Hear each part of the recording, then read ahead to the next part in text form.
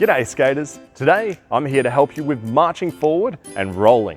If you haven't seen any of our previous videos, check the playlist linked in the description for more Learn to Skate videos. Now once you are comfortable marching on the spot, it's time to get moving. Let's start in the safety position we learnt in the first video.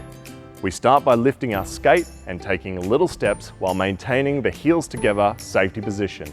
It is important to make sure your skates are under you at all times, that we look up and have our arms out for balance. You will notice you will start to skate forwards. Once we are skating forwards, we can start to straighten our skates so we can continue to roll forwards. If we start to slow down, just start marching again. Once you have mastered marching forward and rolling, you can move on to our next video where we will cover stopping.